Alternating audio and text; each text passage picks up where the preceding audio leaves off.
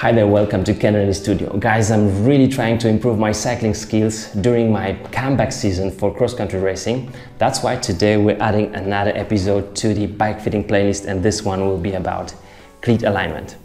Now, if there was just one thing that you should really memorize from this episode, it would be this. The right position of the cleat is super important for your health, efficiency, comfort and performance if you're racing.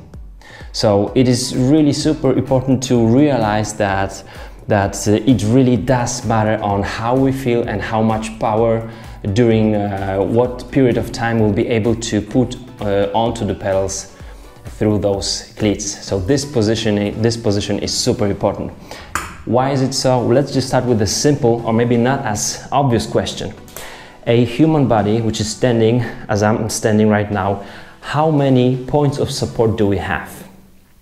Now, some people would answer we have two, which is the left and right foot, but it's wrong because we are still able to stand with just one foot and still able to be balancing. And it's because actually we have three supporting points on each feet. So this is like a foot tripod made of heel bone and then the base of the first metatarsal bone and base of the fifth metatarsal bone.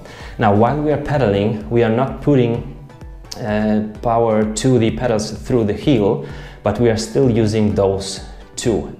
And this is really a key question to finding a right position on the bike. How do we do it?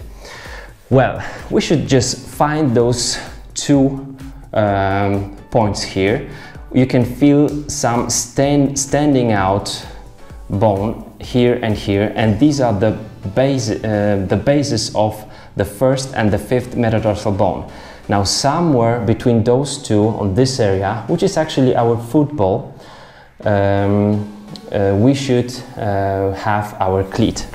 Now, this is the pedal I'm going to be clipped into, and if this pedal is moved a bit too much outwards, I'm not going to be having a right balance. If it's going to be put too much to the front, I'm going to have a lot of way too much pressure on my hamstrings. So the right position of it is super important, and I'm going to show you how to roughly do it in the right manner.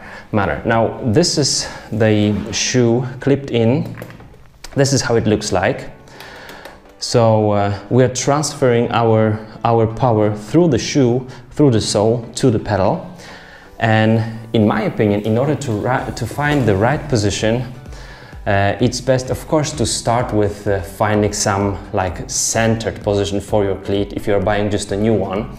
And now, if you are readjusting the used one, make sure you wanna clean those screws here, because then if there is some mud, some sand, it's super easy to damage them. So make sure there is no dirt here in those.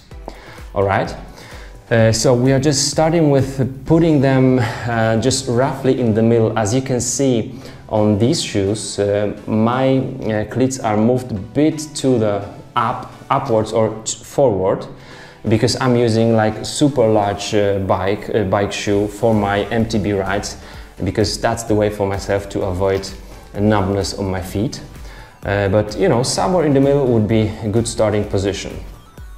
We're gonna be adjusting those cleats like fore and aft, so forward and to the heel, side to side, from left to right, side to side, and then right angle, so we'll be pointing our heels outwards or inwards to the bike. Let's start with just like fore and aft. What's very practical in my opinion is to simply wear the shoe, or first I'm just clipping it into the pedal that I removed from my bike. All right, and as you can see, I'll be able to see my axle looking from above, and I'm also able to see exactly how is my sole being supported on the platform of my pedal. That's also very important. Now I'm just wearing the shoe just locking it as it would be during my ride. Okay. And now when I'm standing on the shoe, now I'm able to feel whether I have this balance. Where am I between those two supporting points, which is the first and fifth base of those metatarsal bones. And I do feel that, yes, I am kind of in the middle, and I do like this position. So that would be something to start with, really. And then also, if you're already in the shoe, you can try to find those standing out bases of your metatarsal bones. These are right here, and check whether the cleat is just in the middle. Somewhere, you know, on the line connect those two points, and it is in my on my shoe, and I do feel fine with this one. Now the other thing is the side-to-side position. I'm gonna just take it off to show you. Now, side-to-side position. If I'm moving my cleat outwards, then my shoe goes inwards. If I'm moving my cleat inwards, then my shoe moves outwards. How do I check whether I have the right position? Now, if I'm on the bike and I'm clipped into my pedal in the shoe, the cleat should be roughly under the knee. So if I'm seeing that my cleat isn't under my knee, but maybe like inwards, what do I have to do then? I do have to push the cleat inwards to move the shoe outwards, right? So I'm really trying to figure out what's the position of my shoe on the against the knee. So the cleat should be somewhere below the kneecap. So it's of course just roughly to find the position. It will be just the starting position, and while we are riding the bike we'll feel better. How do we feel on the bike? Now what do we do in order to find the right angle for the cleat and for our position on the bike? Many guys would tell you, and that's like okay method, to sit on the table, right, and let your feet just simple, you know, be loose down, and then you can see what's the position on those. Now a bit better way to do it, in my opinion, is to jump, because then we are using some force. We are like automatically putting our feet into the position that it's just, you know, like already in our brain. And when we are doing it like with load, jumping up and down a couple of times, then I can figure out what's the position of my feet. And as you can see, the natural position for my both feet is to have my heels a bit inwards. So I'm now sticking it off. All right. I'm now just moving my cleat so that my heel will be pointed a bit inwards. All I'm saying is just only to just roughly find the right position for you, because the right foot doesn't have to have like exactly the same position as the left one. And there's more to that. I'm gonna just mention those things, but as we want to just start with something, all those methods I'm showing you really work well for myself. So we've got the fore-aft position, right? We know that when adjusting the cleat from side to side, we should have it just under the knee. The knee shouldn't be like going outwards or inwards. And also I know the angle of my cleat.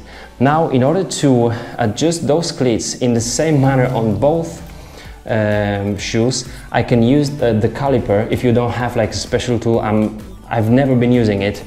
With your caliper, you're gonna be able to just measure some points of your cleats and find the right position to the other one on the left foot. But as I'm saying, you may even feel that you would like to have this cleat adjusted in a bit different manner for the left and right foot, and that's pretty much normal. Another thing is that we do have different lengths of our legs, and then we can also use different spacers for our cleats. We can also use some spacers that will change the angle of the shoe, just as I'm showing you right now, to find the better balance. Because once more, if we look at our feet, now I'm standing just on the right one, using just my whole ball of the feet. But if I'm trying to put more transfer to the inside, like to the first metatarsal bone, it's not that comfortable as I'm trying to stand on the fifth one. So I think I would like to have my foot angled a bit outwards, like this. And this will be actually the next step for myself to find a perfect position. I'm gonna buy those spacers and tell you how it works for myself. Now, in order to the float, different cleats will have different float. Maybe most of the riders would use this is the float, some 2 degrees up to 6 degrees float. There is not many that use like a fixed cleat that will not allow you to move your shoe, but somewhere between 2 and 6 degrees. I would say 6 degrees is even a lot, will be just fine, and having the opportunity to move just a little bit with your feet is okay, especially if you are riding a lot like off the saddle and sprinting. We do change the position of our feet then on the pedals, and will not damage our knees. So that's it, guys. I'm really super excited to be buying those spacers and changing my position once more. And in the future, I'm going to tell you more about the pedals itself, because they matter a lot for our positioning. And we'll see. The next race I'm having just next week, so I'm hoping to be better than on the previous one. Thanks for watching. Give me some thumbs up, and I will see you soon. Bye bye.